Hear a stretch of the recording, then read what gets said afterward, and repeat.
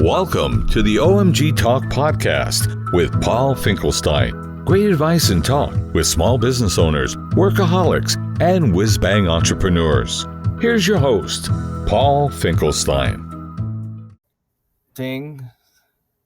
And move that around on my thing. Okay. Is it 5:30? It is. So we better start on time. So welcome everybody as your sergeant at arms or acting sergeant at arms as an unofficial Toastmasters club, but a Biz Meets Toastmasters. I thought about it for a while, and that Biz Meets Toastmasters, I have to look over there every now and then. It reminds me when I'm at an in-person Toastmasters club that some people actually stand in one spot when they're especially a new guest, and then they forget that they should stand over here and address the people on that side of the room. But I mimic that by having my camera over there and I'm looking at my computer over here. So it makes me look over there and say, you guys pay just as much as the people over here. On that note, our inspiration today comes from a guest from this book, Portable Pep Talk. And I'll read it to you. And actually, there is actually a speech project in an official Toastmasters manual on reading. Maybe it's because if you want to actually read to children in schools or something, maybe there's a great way to have voice inflection with that. So The World is Against Me is the title of this particular inspiration. The world's against me, he said with a sigh. Somebody stops every scheme that I try. The world has me down and it keeps me there. I don't get a chance.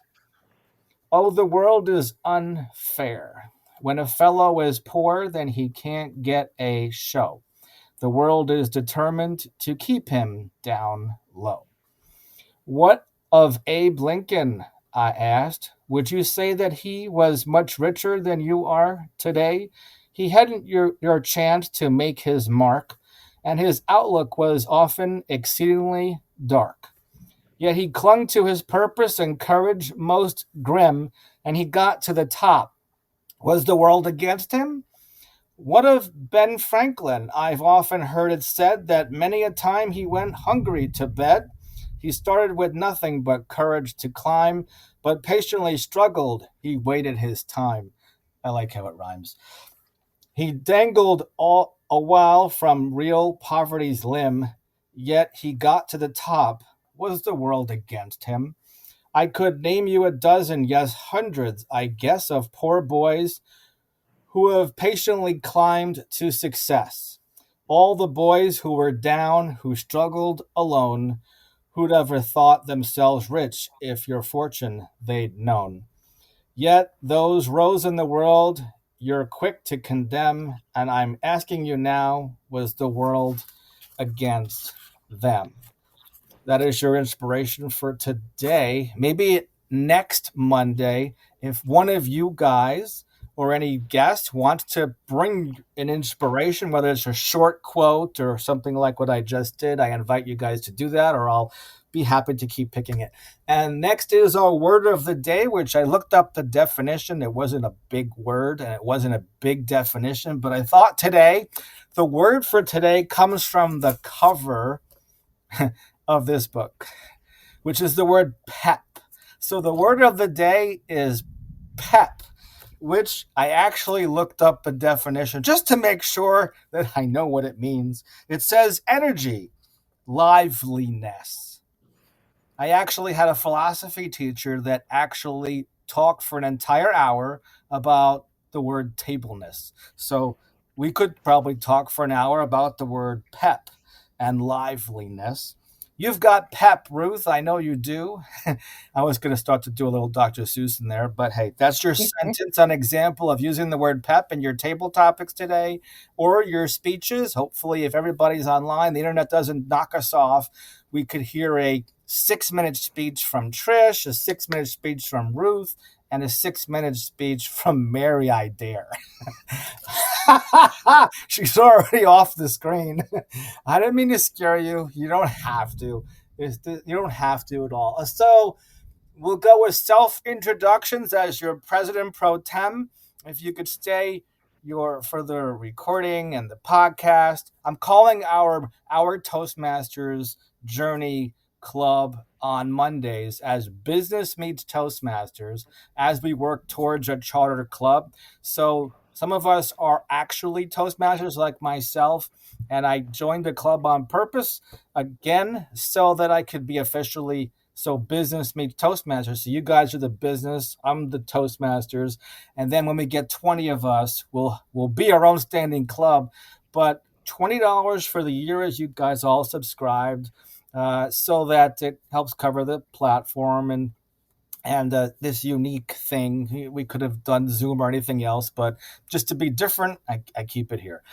Where was I? So Oh, introductions, the name and the city, and then you could answer the question that you have or ask the question that you have also. So Ruth, say your name to verify that I'm right, that it's Ruth and not just reading your screen there, and then your city, and then you can state your question, then move on to the next person for introductions.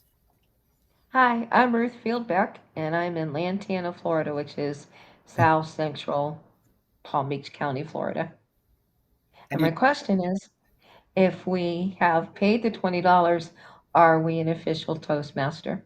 No, you're that's just the equivalent to the local club dues. It's just one. Some of the clubs every 6 months at a Toastmasters club around the world, they have like a club dues every 6 months. I figured $20 is the whole year, no matter when you join, and that way you feel part of it. So you feel like you have some skin in the game for all of us providing the experience. Because most of us have been to a Toastmasters club before, so we know that there's a set agenda, so we don't have to waste anybody's time. Make does Okay, that make sense? So thank you. Ruth, since you're in the same square as I mean, Mary is the same square as Ruth. You guys look alike. Yeah, not really, but so Mary, tell us your name to verify that I'm correct, and your city and state. I'm assuming is the same place as you're on the same couch. No, no, she's telling you, oh, hello, my name is Mary Smith and I'm in Hypoluxo. She's in Ah, Hypoluxo. She was telling you where she lives. right. Uh, she's sitting on my couch in my condo in Hypoluxo, Florida. And Excellent. I can't concentrate because I'm looking out the window at all the rain coming down. Yeah, you have what we had about 10 minutes ago, but we still have the thunder. Well, actually, where I live is just light rain. It's not bad at all. You Never should rains see. here. Lucky wasn't happy during that torrential. He was just a little shivering. Okay, so Hypoluxo, Lantana, and then Trish, you're the star for the self introductions. Hello, I am Trish Bush, and I am currently located in Palm City, Florida, Martin County. And we'll send the rain right up to you if it didn't get there yet. Nope, it's not here yet. It's not here Really? yet. And Wow. interestingly, I just wanted to share I have never been a part of Toastmasters. This is my first introduction. I've heard about it and have always wanted to participate. And I'm just grateful that you created this and I'm able to attend. And you have the look and feel of a full Toastmasters club with this audience of below the videos of there is a few females in there because I asked ChatGPT to come up with an image and I said, please give me some women. There's some in there, but I only cared about that. I wanted people clapping for us, and they look like they're all clapping for us, so that's why I picked this image for that. If you want to like see the agenda that I'm reading from, there's a blue button at the bottom, that's square, and that pulls up in a separate tab. So don't lose us because it's in a tab that says Skylarverse. Hopefully we stay on Oh. for that, and you'll see that what I'm following with the agenda every week. It's the same agenda. And I will before I tell the agenda, as the Toastmaster of the day and your table topics as well. And maybe I could ask for Ruth to help me out with some of the helper roles when I get to it. To finish the self introductions, I'm Paul Finkelstein. I'm in the Delray Beach, Florida area. I think Mary and Ruth could vouch for me. They've been in our home here, and it's a real place, right? We're not in the cloud. Okay, That's your. we might be in the cloud sometimes. All right. On that note, great to have you guys here. And now I'll go fulfill my role as Toastmaster of the evening. I love trying to do every single role. I can let you take a vacation, actually, Ruth, and you just relax, and you could be table topics. I have a little box with all the topics that even I don't even see them, because it's a box that literally has all of the topics here, and I just take the first one and I can't even see what it is. See how powerful it is to use a prop, by the way, that if you actually, in the middle of your speeches, you could move it in and out close to the camera, and that gets people's attention, because you see so many people online giving speeches and webinars, and there's nothing to differentiate ourselves. But if we, move your hands about, use gestures, take a prop and shove it into the camera, that could help make your audience. Plus, there's other things in your speeches, like maybe asking a question, which I got grilled at by Ruth and Mary when Ruth gave her speech, and I'm like, wow, So there's no wrong answers in Toastmasters. The evaluation is like a good manager that gives evaluations and business coaching. You don't want to scare away the employee, otherwise you'll have to keep rehiring. Right. As Toastmaster today, there are 3 parts to a Toastmaster meeting. There are prepared speeches that all of our speakers have worked diligently preparing in a week in advance for their speech. Never right on the spot. That never happens. But sometimes, Wi-Fi happens, absences happen, and you have to have in your back pocket a speech in case someone doesn't show up, which is fine. Great. Then we all get the attention. So the speeches are prepared. And then there's table topics, which is a term in Toastmasters for impromptu speaking. And we'll learn about the timing parameters for that. But the typical table topic is 1 minute minimum. If you don't reach the 1 minute, it's not a big deal as well. It's not meant to stump you, or it's to help us all think on our feet, because all those skills when you're doing one-to-ones or interviews and job hunting, some of us are going on interviews, some of us are meeting lots of appointments, and somebody throws something at you, you want to tackle objection handling. If you're in sales, anybody in sales? I think everybody's in sales, especially if you have a spouse that says, or a kid or a child and a friend, and they say, you want to see this movie? And you say, no. And then there's your rejection in life.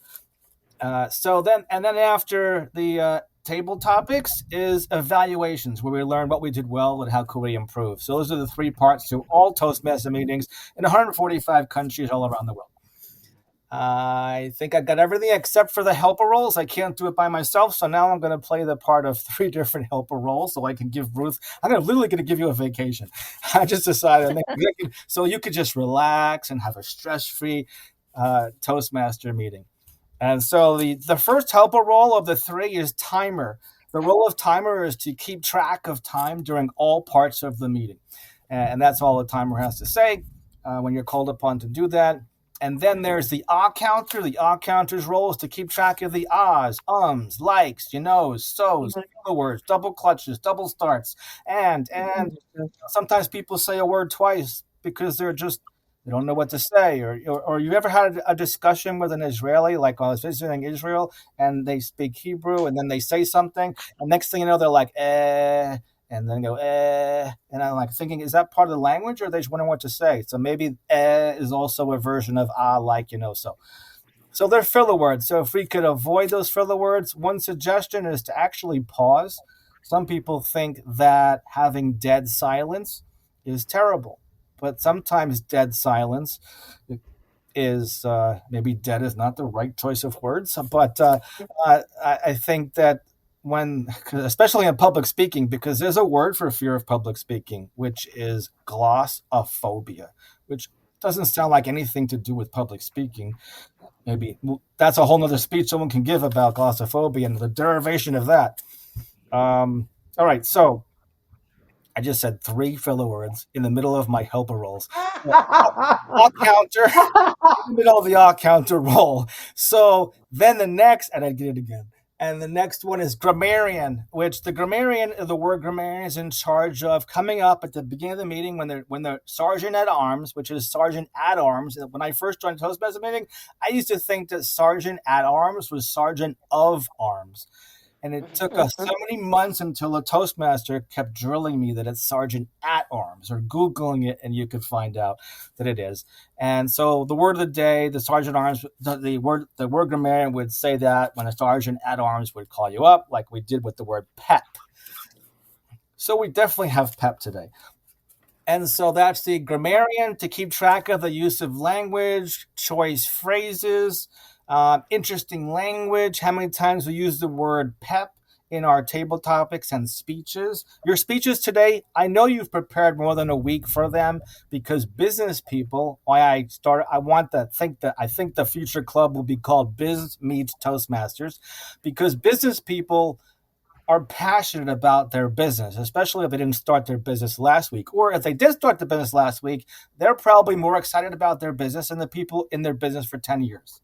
You ever known someone that's been in their business for 10 years and they just don't seem to have the same honeymoon phase when they started their business? So maybe the pep is more in the beginning phase of their business. So if you're an author and you're writing a book, you probably have more pep, hint, Mary, than the author that's old and gray, and they've written 6 books, and they're like, don't bother me. Okay, so now we go to the table topics portion of our meeting. So now, as Toastmaster of the evening, I will call upon our table topic master. There's a lot of masters in Toastmasters. Toastmasters. You're all Toastmasters or unofficial Toastmasters members, guests here, and we will call upon the timer, the first assistant, to give you the timing parameters for table topics. Wow, I'm like doing every roll. Okay, so the first color that you're going to see is the color green in the middle of your table topic. You will see this at 1 minute. And then at 1.5 minutes, you'll see this yellow color. Hopefully you're not colorblind. And then at 2 minutes, you'll see this red color, or it looks kind of pinkish or purple. If it's purple, Ruth and Mary will be like jumping up and down doing somersaults. So hang on. If you guys throw on some purple, let's watch them do somersaults. All right. I'd pay for that. Okay, so that's your timing parameters for table topics. And now, for my next trick, we'll go right to our first table topic. I have timer all set. I have my cards. So if you have 3 colors like this, or 3 books, you could even be the timer as well next time. Our first table topic of the evening is, and the joy of the table topic is you hear the topic first, and then I call the name. So we'll do about 13 table topics, and then we'll go to our 3 speeches. Our first one is, if you owned a boat, what would you call it? If you owned a boat, what would you call it? Mary.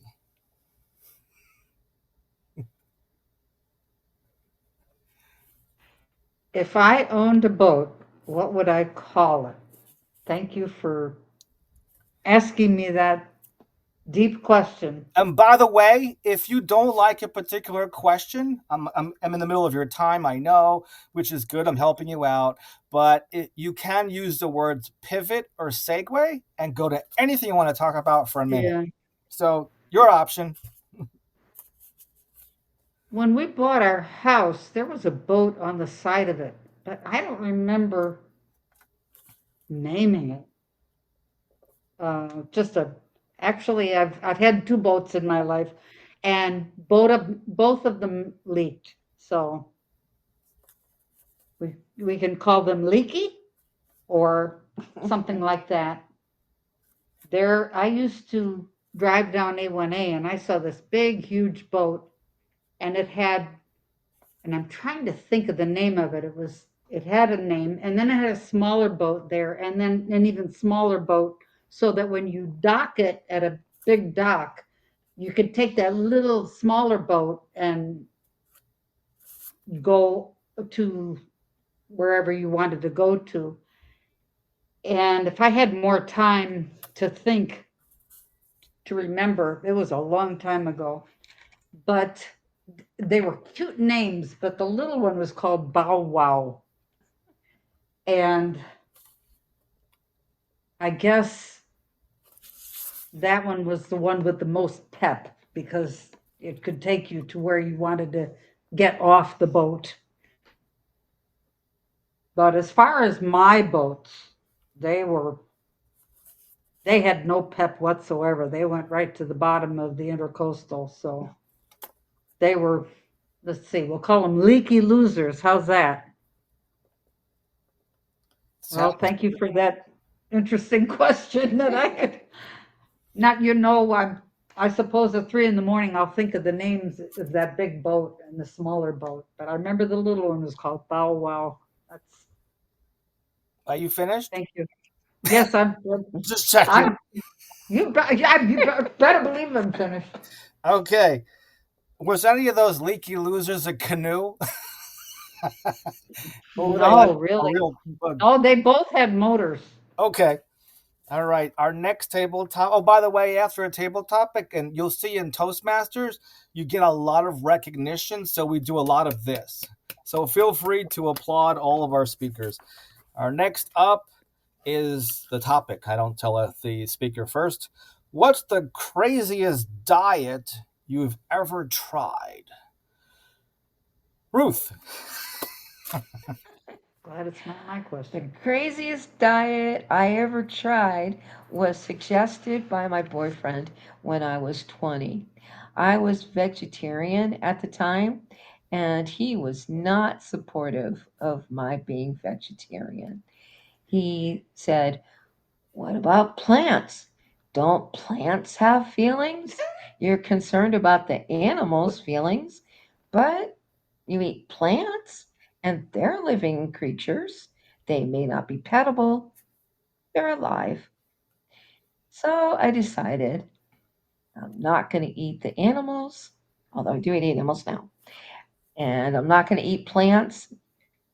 I have no clue, no memory. It's been a long, peppy road since I was 20 ish, even 30 ish. I think I was trying to draw energy from the air and water. It was that H2O cocktail that I was thriving on. There was a lot of yawns at that time because water is very good for us. We definitely want to drink as much water as we possibly can. Proof positive that I'm drinking some water. Although when I'm not feeling peppy, it's Panera coffee, which I have a little bit at home waiting for. Let's keep bringing in all the air that we can, all the water, and here's to an energy rush. Mr. Topics Master. Okay. So far, we're all qualifying. Our next topic is clap. Okay. We could all be like a seal, like a walrus. Okay, there you go. All right. What do I think of it clapping? The first thing comes to mind was a seal. I'm a little more creative than I am. Okay. What is the next challenge you'd like to take on at work? Trish. I could have gone next, but I picked you. I start the timer when you speak. Toastmaster. My next challenge that I want to take on at work. That's an interesting question because I am self employed. So every day is a challenge in itself. One must muster up enough pep to get up and take on the day and figure out how I'm going to create an environment where people can find me or know me and learn about what I have to offer. That seems like it would be easy with all of the social media platforms that are available and networking sites such as this. But it is, however, still a challenge because people need to not only see you on the screen, but meet you in person, get a feel for you and your energy, and decide whether they like or trust you. And they're also evaluating your energy and pep. If it's too much, it can be a turnoff. If you don't have enough, it can also be a turnoff. So my challenge is in finding that balance of who do I really want to attract and how do I find them? Thank you. Thank you. Okie doke. Arr. Arr, Good arr. job. The Where's seal the on my ball? mind. Yeah, right. Okay, our next table topic is oh, is you see I'm looking at my box and they flipped around so now they're both showing, but I'll just take it from the middle, right? Just like too honest here. Okay, so which was the best decade of music? Which was the best decade of music? Paul Finkelstein, would you like to give it a try? Don't I feel a little schizophrenic? Fellow Toastmasters, guests, and anybody that's ever listened to any kind of music. I kind of like the music where you make it your own, where you could go into the kitchen and grab some pots and pans and start banging that stuff. And do like the little drums up here and here, and then I on the cabinet, and they all make different noises. And just do you ever tap while you're working? And it helps. Maybe you're working on a boring task and you just start, tapping on the cabinet. No, just me. Okay. All right. Well, sometimes we all need a little more pep in our day, and so you could just take a simple Bic pen. Here it is. You don't have to go to a store and buy an expensive drum set. You could just use your Bic pen and bang on your drum all day. And that's 1 minute, and I'm going to stick with that story about the best decade of music. But I should digress, though, that the first record that I ever played, and I say record, so I guess that would automatically date me. I ain't no millennial. It was a album, it was a vinyl, and it was Rock Around the Clock. My father Oh, had yeah. this old record, and I wore it out more than my father used it. It was just sitting there, and I'm like, this young Paul was playing Rock Around the Clock like almost every day. Okay, that took me to about That's funny. so, yay for Paul. Okay. All right. Next up is what are your favorite apps? I'm not talking about apples in your refrigerator. Your favorite app on your phone, Mary.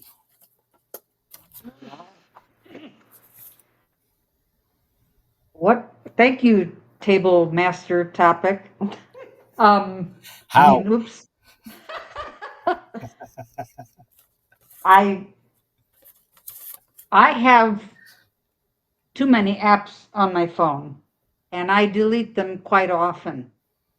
But I do have a few that I use a lot, and I'm not exactly sure whether you call all these things apps, all these little things on here. Do you want to show the audience? You have Are some. those all apps? Those are apps. Is that okay? And then, yeah, I have, that's my second side. I didn't quite see them close enough to see which was your favorite. No, I haven't said which one was my favorite. Okay. My favorite has to be Facebook, I would assume, but I also like my gallery because I love to save photos. I have probably about 3,000 photos in my gallery, which is more than I have friends in my Facebook app. But then again, I do love my messenger, so I can talk to my BFF quite often with that. And then, of course, I like my YouTube so I can play my Dr. Phil that puts me to sleep. And then again, my AOL because I have to have emails, which I have too many of, and I mostly just click delete, delete. But then on this side, I have my Amazon shopping. I like that one. And my Chat GPT. So those are my favorites. But I guess if I have to choose one, that would be my Facebook. Oh, I'm red already? Well, you have Thank 30 you. seconds to wrap up. I don't know if I said that, Yeah. but I should have. Well, now that I've bored you, I'm all done. Thank you, topic master. Now use the clap to wake us up after the people that are bored. Okay. All right. One day you should experience a Toastmasters club in an English speaking Toastmasters club in a foreign country somewhere, like my wife and I did in Bucharest, Romania. And we had a guy from the embassy there and 20 other people. And even my wife, we got off a cruise. We had a couple of days and we found a Toastmasters club and went to it for instead of going to an excursion that would have cost us lots of money. We went to a Toastmasters club in Bucharest, Romania. Okay, our next up is where's your favorite place to eat lunch? Ruth Fieldbeck. Thank you, Topics Master. Thank you to all of us who are eating and drinking and enjoying the pep and the zep of the meeting. My favorite place to eat lunch is going to be, and I'm going to celebrate, so I want each of you to know that Uh-oh. not a Casa de Finkelstein. It's going to be on certain days of the week at my new job, which is my newest challenge in my business or professional life. It is going to be very exciting because I'm learning about a new industry. I'm a jack of all trades, or Jane, Jack or Jill, and a master of none. The consistent part of my professional life is doing administrative assistance type tasks. And I met somebody today who puts on a lot of classes for different industries.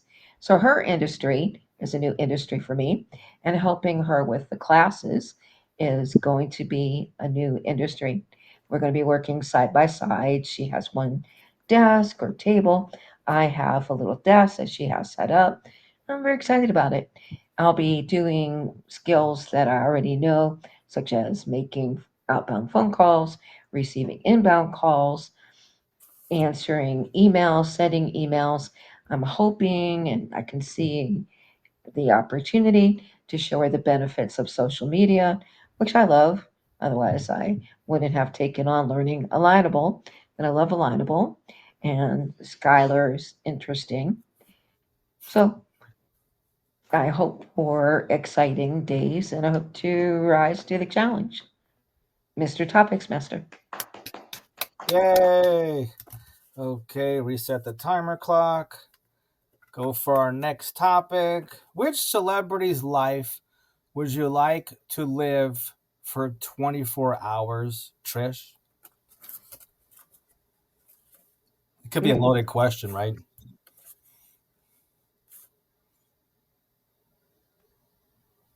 Okay, so which celebrity's life would I like to live for 24 hours? I believe that celebrity would be Taylor Swift. She is a very peppy young girl. She gets to travel around the world, and I'm sure she's on a private yacht named Swifty somewhere. And she has connections with people all around the world. And it's nice to see that she uses her stardom and her celebrity to really connect with people. She reaches out through her social media through her website, and she lets them know where she's going to be or how to get tickets, because it's important to her to get tickets into her fans. Now, I am not a big connoisseur of her music, but it's exciting to see what she has done in such a short time with her life.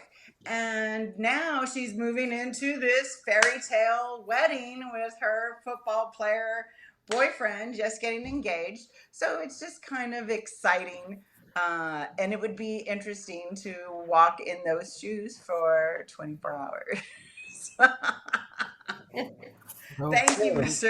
And there's Toastmaster, for another example of a table topic, an impromptu speech, and coming up with some verbiage on the fly. Okay, our next totally. is, have you ever taken a bad vacation? Have I taken a bad vacation, Paul? Do you want to share a bad vacation with them? Fellow Toastmasters, most welcome guests, business owners, entrepreneurs, small business owners. When I think of the word bad, I think of that cartoon Foghorn Leghorn and the big chicken. And I picture there's a particular maybe real life story, or maybe perhaps it was a joke. And there was the Foghorn Leghorn big chicken was working at a restaurant. I don't know. I don't think it's Kentucky Fried Chicken, because he would have got cooked.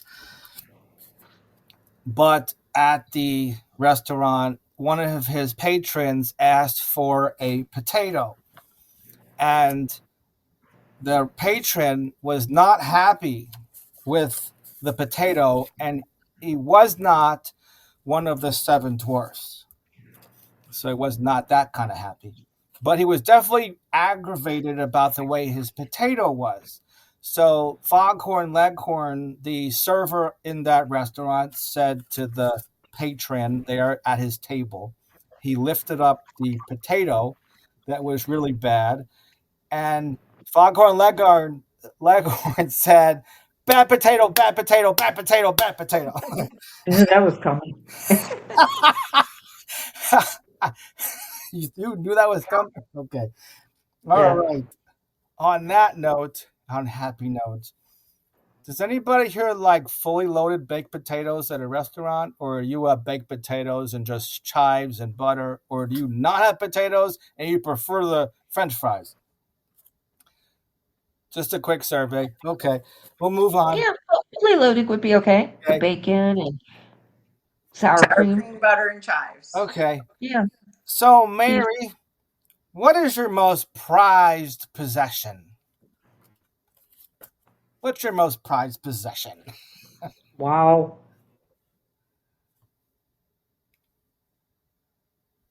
Did you say what? Something? Wow. Yeah, she did. So you can start counting. Oh, okay. I thank you, Toastmaster. I prefer some of the other questions that other people get. Take I one. You could take somebody's question. You could take any of the prior ones. Or make up No. your own, whatever you want to talk about. You could pivot or segue. Wow. I would have to say, oh, can I take something else? Yes, you can. Oh, you want me to give you another Talk one? about Sure. I'll give you anything another that one. What was your favorite birthday dinner when you were young? And I don't know when the young is, just you could fill in the blank. 2, 10, 15, 20, 30, 40, 50, 60, 70, 80, 90. Wow. Your favorite birthday dinner? I don't. Other people get the better questions. I don't know. The What would good you like news to is you're at the green, so you could stop if you want, or we could make you suffer. It's not meant to make anybody suffer, by the way. Just help you think on your. I don't really have a prized possession, I guess, except my condo. I guess that's the only thing I can say, that I finally own this place. That's good. I own it. That's remarkable. What about your But little white chair? my what? Little white chair. What little white chair? Anyway, at this stage of the game, I've always had maybe a home with my husband, but this one just belongs to me and my son, of course. But someday, like my husband used to, every time we moved, I would lose things. So I don't hold on to things anymore. And in fact, my daughter is moving, and there's about 10 boxes of my stuff. That is that red? Yeah. You had 30 seconds. Go ahead. 10 boxes of my stuff that were antiques from my mother. And I'm like, I don't even want this stuff anymore. And you know what my husband used to say, it's all going to burn up someday anyway. So, but I don't have a lot of pep when I think of my stuff. So I guess it's just the fact of having a BFF with me. That's all. Thank you. Thank you, Table Master, for the extra Excellent. 30 seconds. Okay. Um,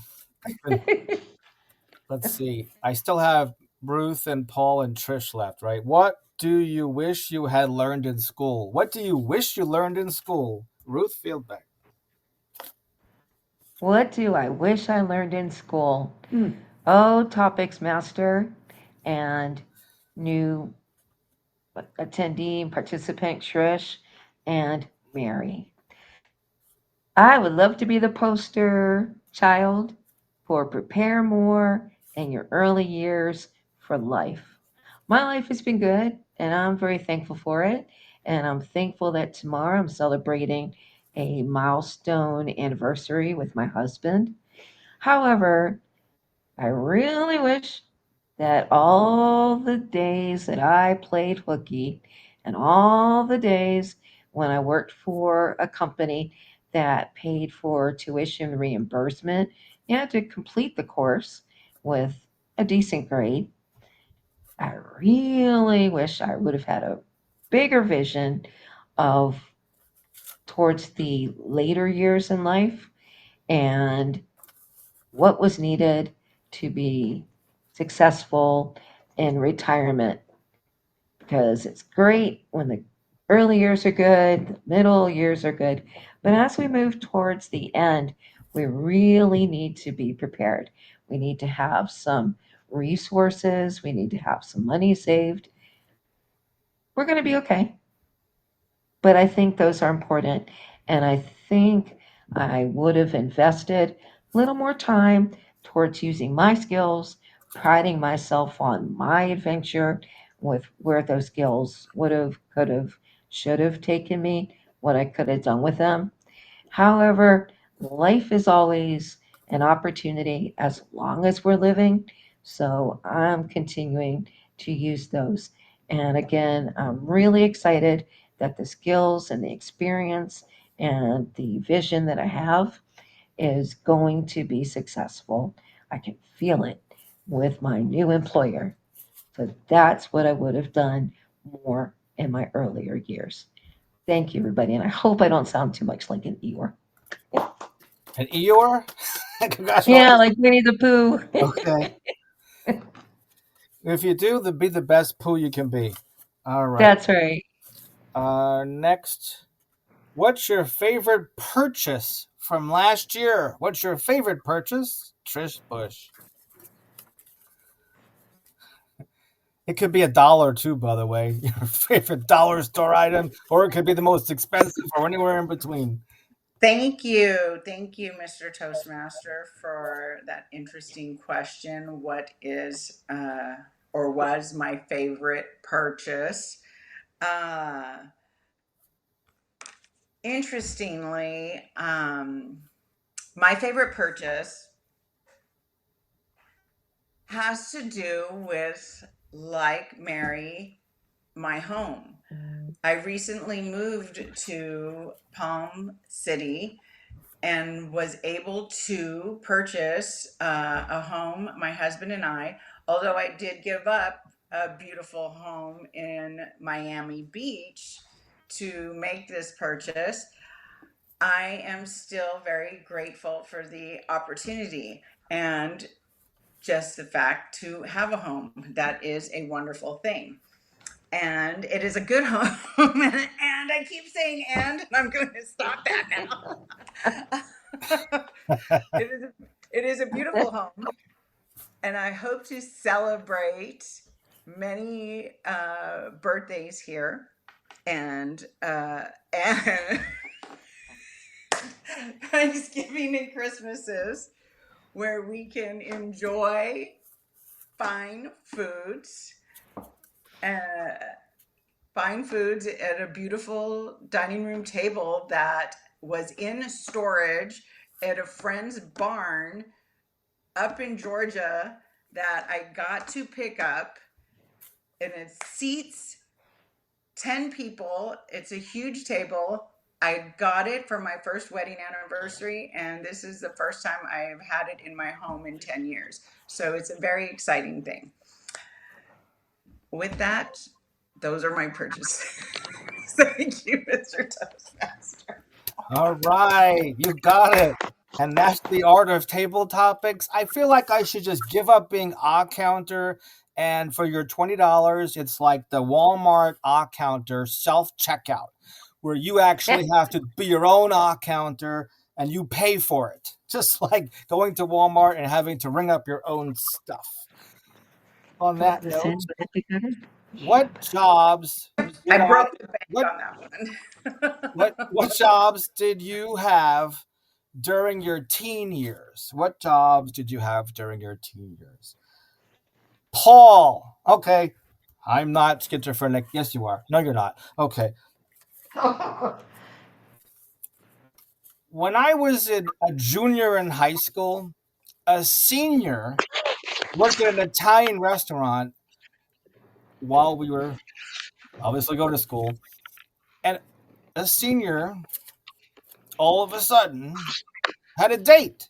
I guess that's pretty common that a senior or junior would have a date. Maybe some people earlier, late bloomers, early bloomers, etc. And so one of my friends on the soccer team, he worked at this Italian restaurant. He had this date, and he said, "Paul, could you please sub for me at this Italian restaurant?" But he didn't tell me what his duties were. So I said, "Sure, I'll do it. I could use some cash." What kid wouldn't like some extra cash? And I could get some free food for dinner when I get off of work, which I didn't know was going to be at 2 o'clock in the morning. The restaurant business, right? I found out that I was going to be at my teens a dishwasher for a busy Italian restaurant. The dishes kept flying into the kitchen and I kept cleaning them. And they kept flying into the kitchen and I kept cleaning them. They flying in and I kept cleaning them. And then at the end, they said, "What would you like?" And I said, "I'll take a veal parmesan with marinara sauce and some nice capellini, and with the nice mozzarella cheese on top of it and melted together."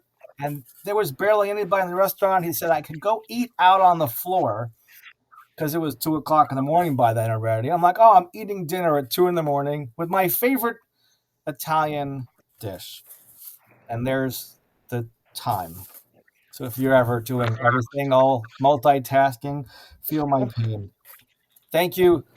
And I shouldn't be thanking you. I mean, you should be thanking me for speaking. So when you're ever speaking, sometimes I heard one Toastmaster say, which is not really the rule, but I did hear some advice that when you're speaking, that you don't have to tell your audience thank you. They should thank you for you providing the value of whatever you're sharing. Okay, I think that that's the wraps up for our table topic session. So I would call up the timer. Hi, everybody. I'm Paul Finkelstein. I'm your timer. And everybody did qualify for table topics. And then back to you, table topics master. Can you all vote for your favorite table topics person? Not necessarily. We did a lot of table topics. So just shout out everybody's name, or we have so few people here. Put in the chat somebody's name 16 times if you love them, whatever you want to do, so that we could make up a nice, pretty certificate for that person. And then we'll announce it at the end of the meeting. Now we'll move on to our prepared speeches, which I will call upon the evaluator for each speaker. You know who that's going to be already. I'm the evaluator too. So that's another role in Toastmasters, is the evaluator for each speaker. And as an official Toastmasters club, if you ever join, I encourage you to join a real already chartered club in 145 countries. You can just go to toastmasters.org and type in the zip code. Go. You could be a guest for free because they want members as well. And you could be a dual member of an online club and an in-person club at the same time. But when you go, now I lost my train of thought. What I was talking about. There's a About evaluators. evaluators. Yes. I am the evaluator for the next speaker. So our next speaker doesn't even know the next speaker yet because I did not tell you guys in advance who the speakers will be. But I guess the speakers will be 1, 2, 3, and they will be Ruth first, Mary second. Might as well use the same order for the table topics, and then Trish third. So it'll be 1, 2, and 3, and your evaluator for Mary will be Paul, and Ruth, your evaluator for your speech will be Paul, and Trish, your evaluator for your speech will be Paul. So I get to be 3 people in one, and you get to be on vacation during the meeting. And your evaluator will stand up and say what the purpose of your speech is if you were going through a speech manual. Your speech will be like the icebreaker speech, which is the first speech in all of, they used to have 13 different pathways, but they did release a couple of them. So I think there's about 10 pathways in Toastmasters, which has about 50 different speeches in them, which you work towards your distinguished Toastmaster, which is a great achievement to do because half of 1% of all Toastmasters go all the way through to become a distinguished Toastmaster. Not to brag, but I did do that. It was fun. And I also got rid of all of my unconfidence. Is that a word? My fears of public speaking or even doing a video on YouTube. So no more glossophobia. Yeah, glossophobia is the butterflies are at least falling in formation. And it's a new word, flymation. You can make up words, Mary. It's okay. And the purpose of your speech, Ruth, is a bug flew in my mouth. The purpose of your speech.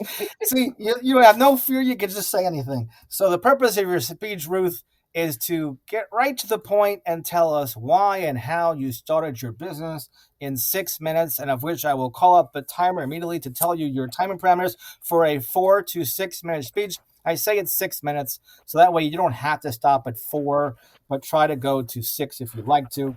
At 4 minutes, you'll see the green.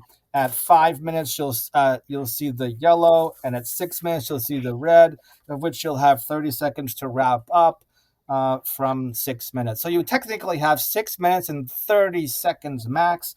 And Ruth Fieldbeck will now tell us why and how she does her thing, her business. Ruth Fieldbeck, take it away. Thank you, table. Thank you, Toastmaster. Toastmaster. Oh, Of the evening. Thank you, Toastmaster Paul. And welcome guest. Trish, we're glad you came back. And sidekick Mary. And anybody else who happens to hear this video. I have it on good report that people like to watch Paul's videos. Paul, this is going to be the answer to your questions about my part of my businesses. I own 2 businesses. One is for public relations and administrative assistance. Tonight, I'm going to talk about the second part of my set of businesses, and that is being a certified end of life doula companion. When I was in my early 20s, I started I was about 21 years old, and I was volunteering through the Red Cross. I got a very small stipend to cover the cost of transportation and just a little bit of incentive and something to allow, having done it, to go on a resume. I was part of the American Red Cross Respite Care Program, which means that if somebody is a full time caregiver, they need to or want to get a little break, however long that might be it an hour, couple of hours, sometimes even overnight, although that would be a rare exception and would probably need more advance notice. The woman who ran the program for the Red Cross, wonderful woman. I was about 21. She was probably 45. So I had a great deal of respect for her and thought of her as, in a way, not that we got into much personal discussion, but in a way looked at her like maybe a second parent or a mentor.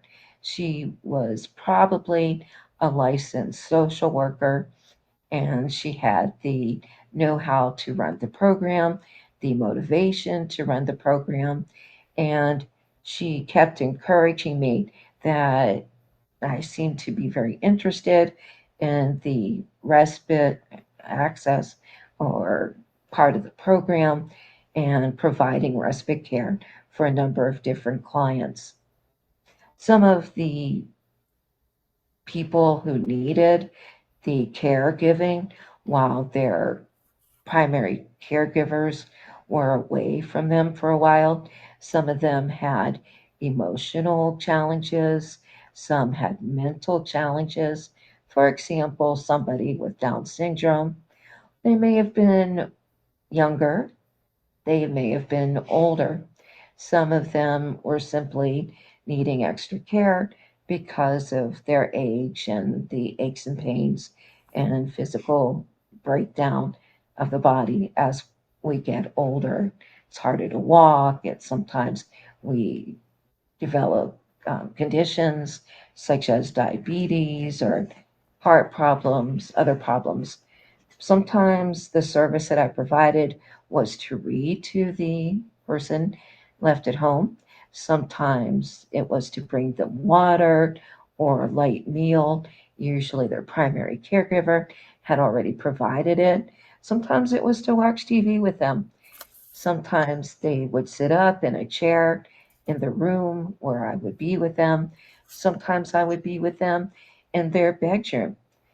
Sometimes they would be sleeping, and I was there simply for the added safety and security in case they needed to come up or to get up and use the restroom or whatever other parts of their home. I loved it. It was great. It was kind of like babysitting on a special needs or grandparent giving, caregiving. And I always knew that the person would, their primary caregiver, would be coming back. It was always well known what time they would be coming back. And they would leave their contact information, their phone, whatever was needed. That was back in the early 1980s. So there was no um, cell phone, they simply weren't developed yet. There was no email. There was just if you needed the caregiver, pick up the phone and call them. That led to my becoming a home nurse's aide or hospital nurse's aide or sometimes a sitter. There were some wonderful, interesting patients in those settings that also needed help, and those were for longer periods of time. I'll probably talk about that during a future speech that I'll give here in our Toastmasters meeting or at other opportunities. But that is a service that I provide as well as end of life and really close to end of life vigil sitting. And I can also, because I've been through vigils for family members, as they're really close to the end of their life. I can help families and friends plan for that. So I'm learning and serving, Mr. Toastmaster. Yay! Okay. Everybody's clapping for you, not just the three of us. Okay. Thank you, everybody. All 150 people in the room are clapping for you.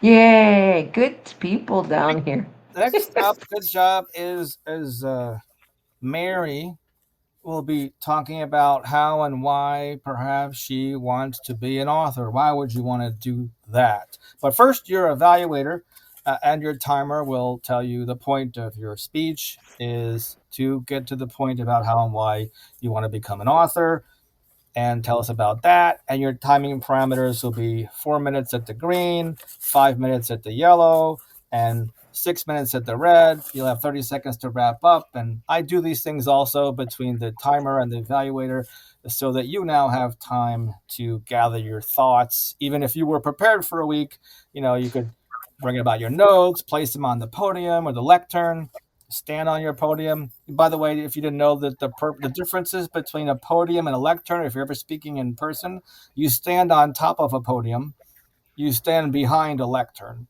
That was something that interesting trivia when I first went to a Toastmaster meeting. So let us hear from our next speaker, Mary Smith from Hypoluxo, Florida. Take the stage online. Thank you, Mr. Toastmaster. I came to South Florida in 1969, before 95 was here, and before places out west like Wellington were there. It was, these roads were all 2-lane, all of them. There were no 4-lane roads then. It was a very laid back time. There were no fast food joints where I lived or anything like that. Then in the newspaper, they started putting photographs of old Lantana. And I thought, well, I live in Lantana. That's interesting to me. So I would save them. And I just had that in the back of my mind. When I was a kid, I used to visit my grandparents. They had all these antiques, and so old stuff always intrigued me. Then I saw an ad in a small free newspaper. If you want to get together and talk about old Lantana, call this number. So of course I did. And that's how we started the Lantana Historical Society. And I brought all my newspaper clippings, not thinking of, doing anything like writing a book. But I found out from the lady who runs it now that every municipality in Florida was contacted by this particular, where they want you to write a book, certain publisher. They wanted every single municipality in Florida to write a book about the history of their municipality. So that's how we got started. However, they didn't like certain things we were doing. They didn't want this cover or that cover or whatever. I don't remember exactly how we broke contact with them, but we're on our own now, which I'm glad for. So we're taking, I've been working on this book now for over 10 years. So it's time to finish it up, and I'm really enjoying it. I've even doing more research now than I was 10 years ago. So it's really been fun for me. And I really hope to get it done as soon as I can. And I go to church with the lady who is the head of the historical society, and she goes, "I have to talk to you. I want to get together. We've got to get this finished." And I'm like, okay, yeah, sounds like it. So I'm really taking time away tonight to do this.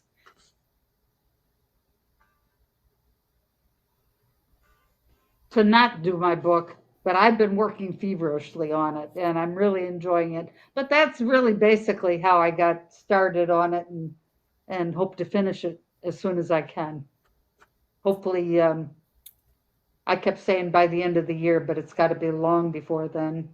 Thank you, Toastmaster Mister. I think you're going to need this Toastmasters, and you're doing great. I think you're a really great storyteller because I hear that book people, authors, go on tour and speak about their book. So this is like your foundation for that. Well, my tour doesn't have to be very far because I probably won't leave Lantana. Well, we'll draw a map around Lantana and we're going to book you everywhere. That's right. All right. Thank you, everybody. Clap for our amazing Mary. Have you ever gotten this much applause ever in one meeting? Our next up is our speaker all the way from Palm City, Florida. Her name is Trish Bush. She's going to be talking about how and why she started her business in 4 to 6 minutes, which is 4 minutes at the green, 5 minutes at the yellow, 6 minutes at the red. You'll have 30 seconds to wrap it up, and I'll be evaluating you in our third portion of the meeting evaluations. Welcome to the electronic online stage, Trish Bush.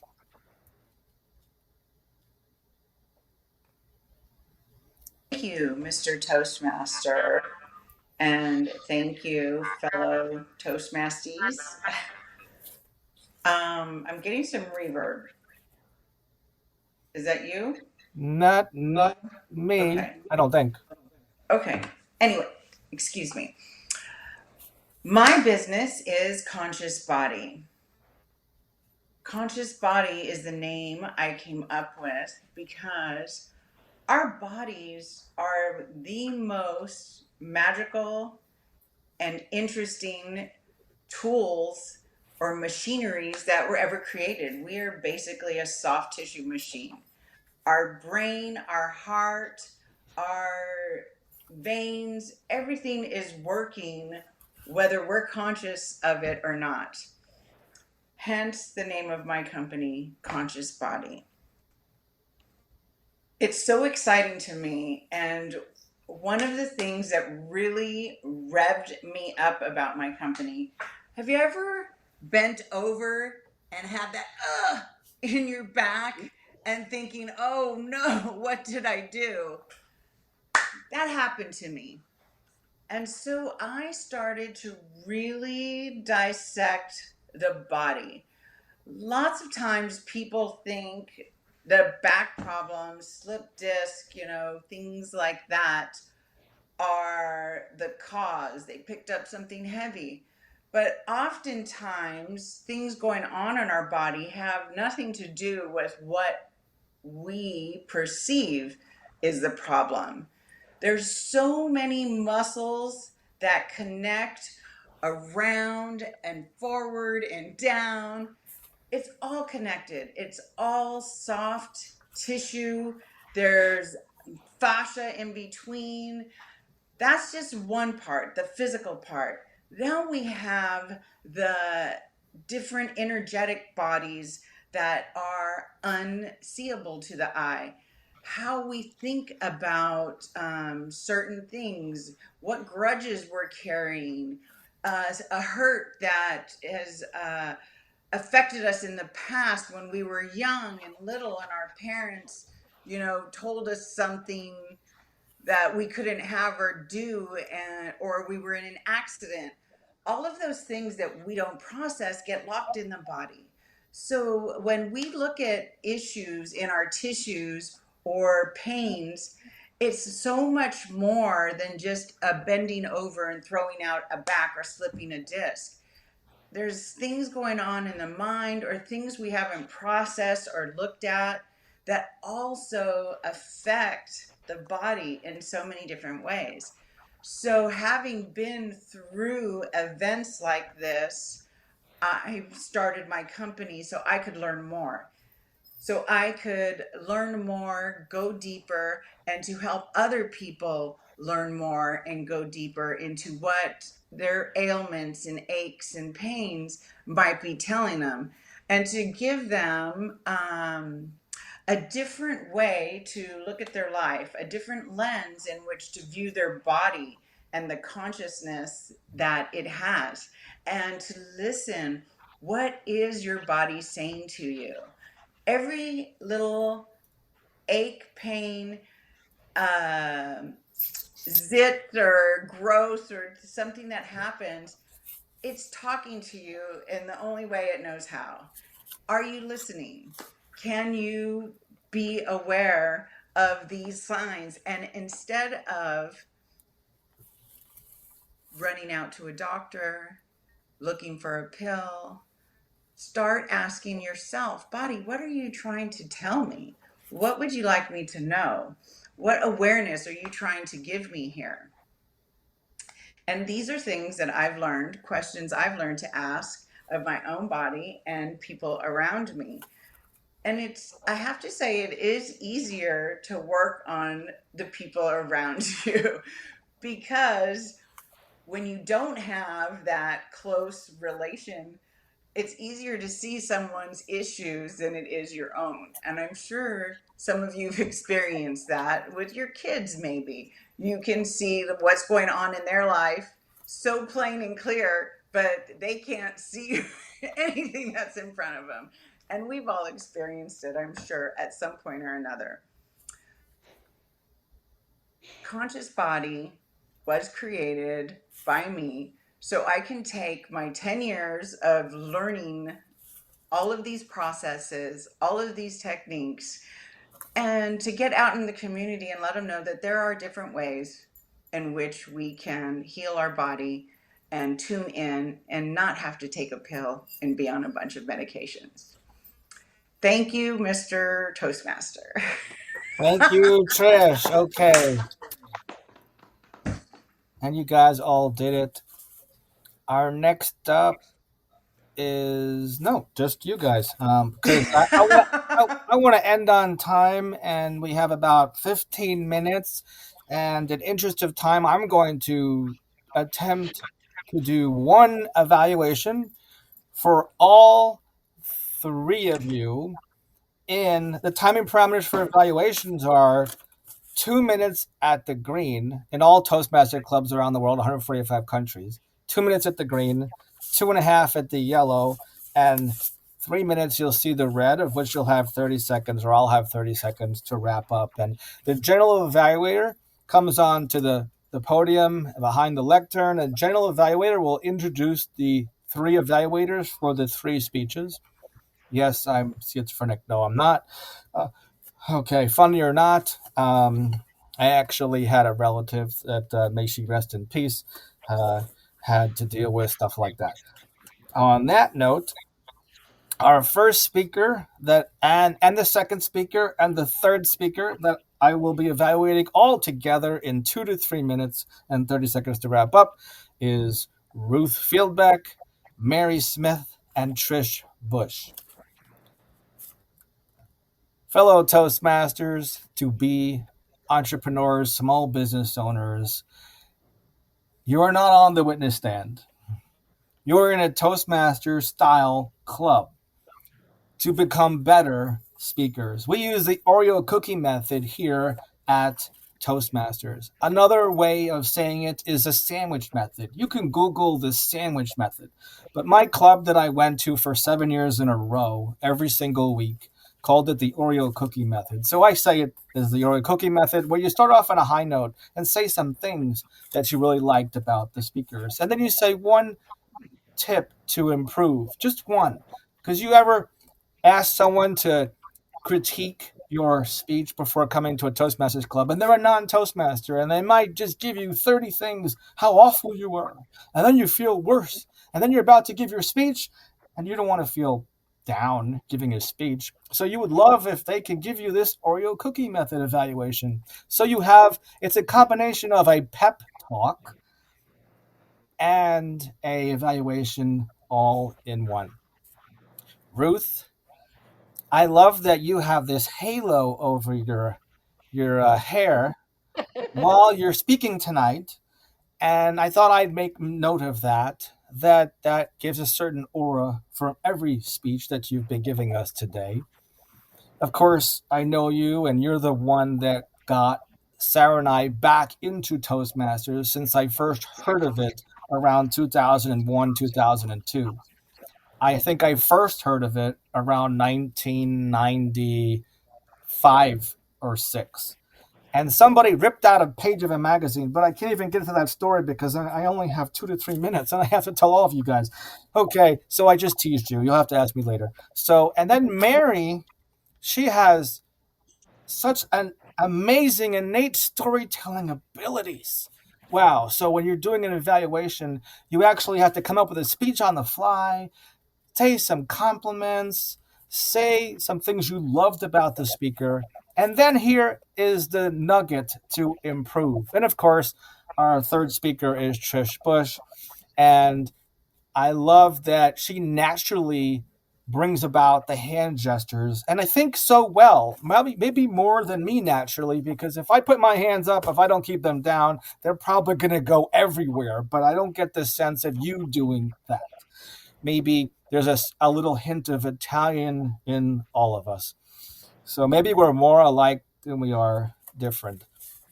The tip to improve, here's where I could condense it all, that Dale Carnegie says that when you act enthusiastic, you'll be enthusiastic. He says, if it's to be, it's up to me. He says, enthusiasm is the secret that I would love to see next week you do even more. Trish has more of it than most of us today. Maybe I have some of it too. But maybe Ruth's business might not warrant a lot of enthusiasm because she has that calm demeanor for dealing with caregiving. And then Mary she is like maybe been around the block, very seasoned, and I think that you are. I'm going to leave it at that. Okay. On that note, thank you guys all for having the guts to leave the ruts, curing your glossophobia in one session. Well, actually, it takes more than one session, but practice is the secret to being a better speaker. I'm at almost 4 minutes. Am I supposed to go to 3.5? So I went a little over, to be honest. Here, see. Okay.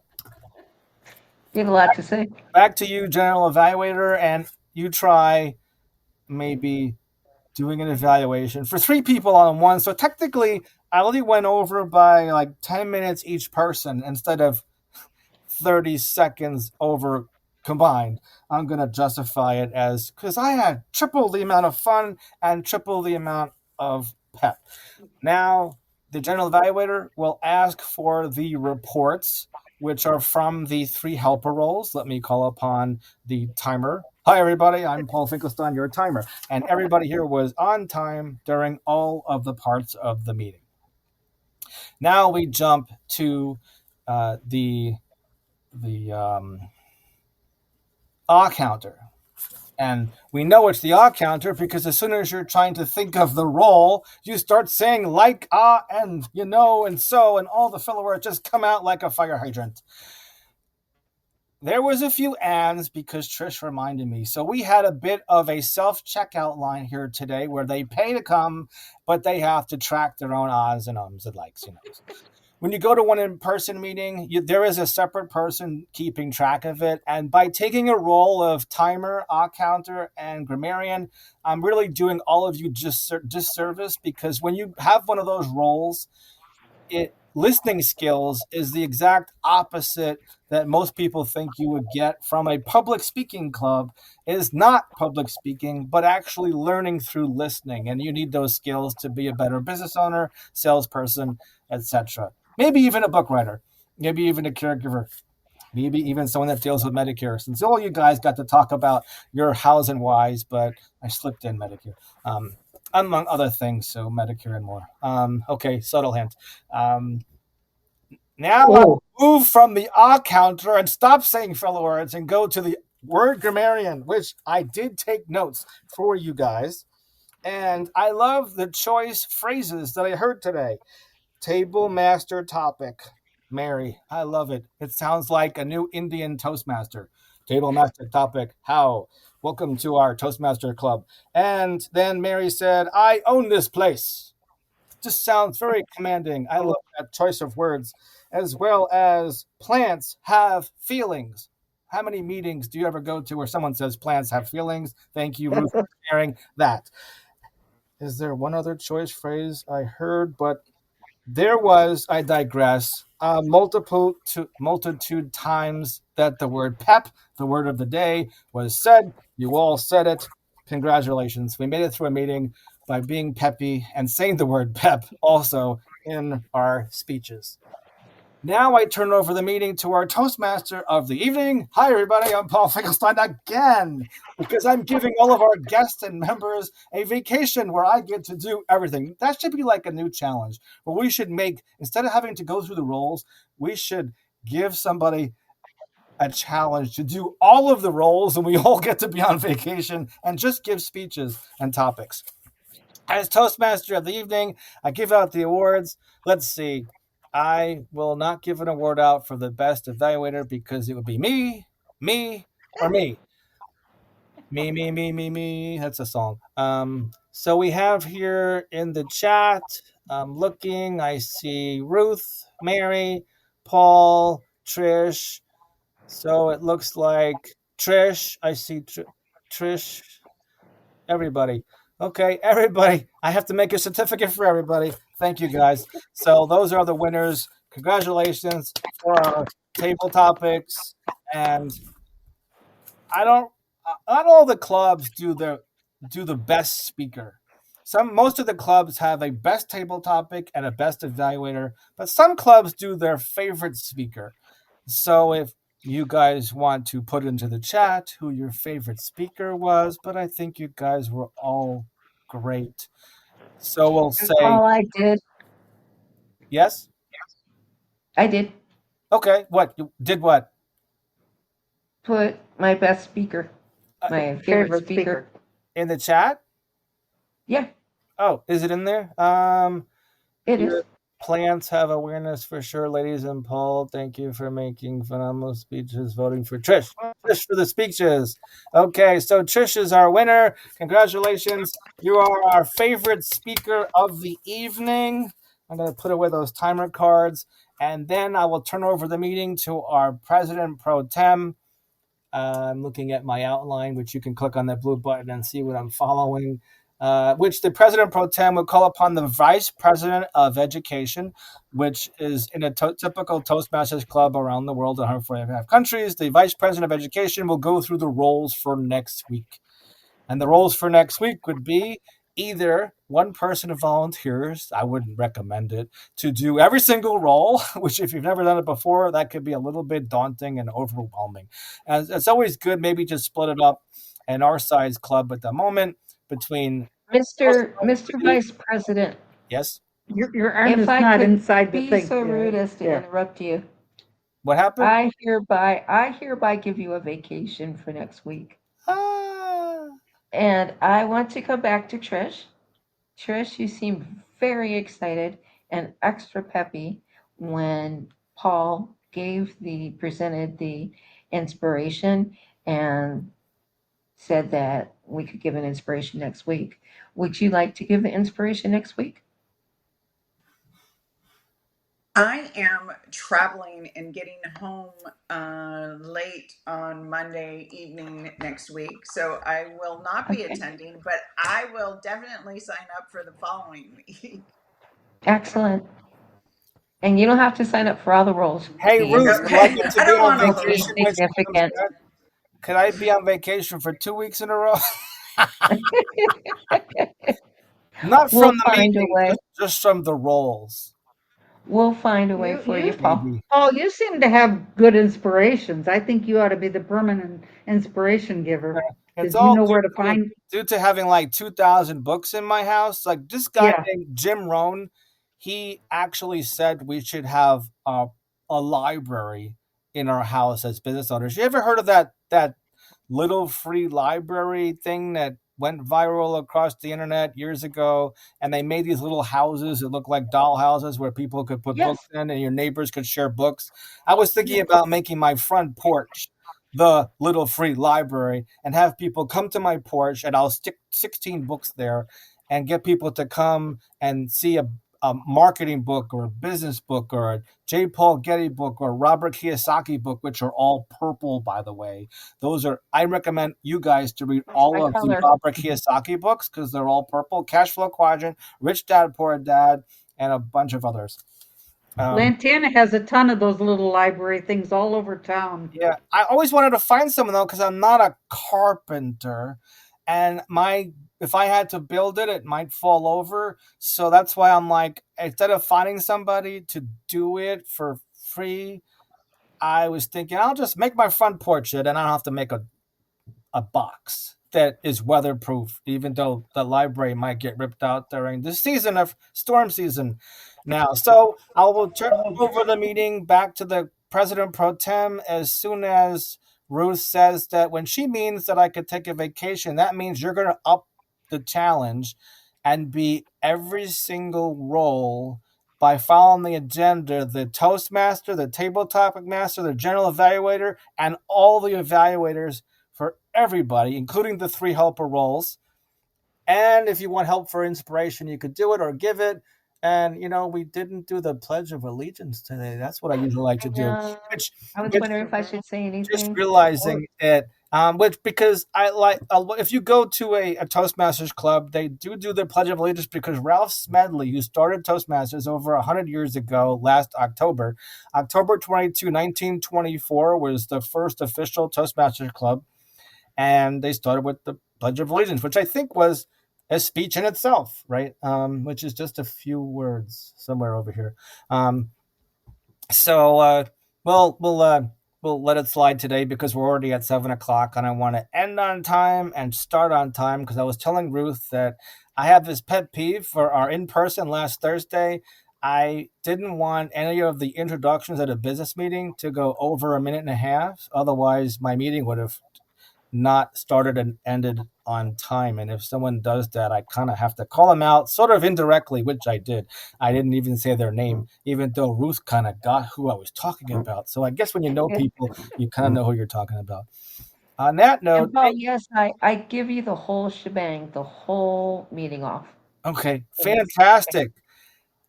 I already feel like the stress is wiped away. So back to our president pro tem, and I adjourn the meeting with my gavel or my big pen landing on my laptop. And this meeting is officially over. I will try to take the audio and put it on the podcast, which you can go to omgtalk.com for our Toastmasters style agenda for Biz Meets Toastmasters. At the very bottom of omgtalk.com will be the audio recording. And then on my YouTube will be the video version, which I don't know how you get to it because I have it on a Linktree page and I just 4 things on that now. I'll have to come up with, I'll just put it on my LinkedIn, the link to look up Paul Finkelstein on LinkedIn, and I'll put the link to my YouTube over there if you like that version, which is getting up there. I have 174 subscribers finally on YouTube. So I think it's a little baby that just keeps shooting. Thank you guys all for attending. I know Rajesh has to get back to her other half. Ruth has already Thank met you. her best friend. Oh, Thank you. maybe for the recording too. Can you give us what you liked and what you learned from today's meeting, starting with Ruth? And you give me like 30 seconds each. Ruth? I think even if you're feeling glossophobia or you're feeling a little shy at the moment, that you can still speak and push beyond yourself. I think you can learn, and Paul, this is something I'm going to learn, to start with an audience participation, whether it's a question or however we get them to participate. And new members, yes, are always very exciting. Thank you, Trish. I did like how Mary started today with telling a little story. But a statistic or a question are known to be a good starter of a speech. Mary, what did you like about our meeting? What did you learn? What I like about the meeting is that I'm with my best friend, and I like you because I know you very well. And I met a new friend tonight, Trish, who was very pleasant. Hi, glad to meet you. So it was very pleasant all around because what are you doing? I'm trying to poke you. Oh, that's right. That's like You really were weird you were in the making camera. you were I mixing know. it. Well, he interrupted me. Yeah, sorry. What was I saying? Oh, Just says very nice to That's what meet you. happens when you have fun. Good to make a new friend. yeah, when you have fun. Yes, I was having, and I forgot. I was We'll come back speaking. to you. Trish will tell us what she liked and what she learned. Tell you what I liked. I liked hearing everybody's story.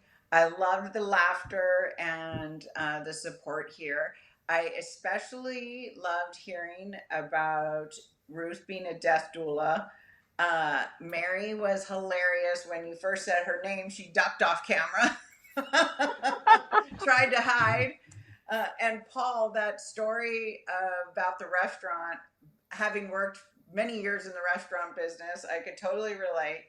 I look forward to more meetings and speaking with all of you and contributing here. Thank you so much. I have to run, but it's been great. If you're ever using Safe Skylar, and by the safe way, travels for the make a weekend. note to tell people how much fun we had here and then slide the people on Skylar and tell them to just come in here at omgtalk.com and have a great evening. I'll do that. Thank you. Paul and Sarah, the real couple that cares about your Medicare, says that Tony from trcvoiceovers.com is awesome if you want the best voice on the planet for any Audible project. Don't hesitate to reach out to him at Tony at trcvoiceovers.com.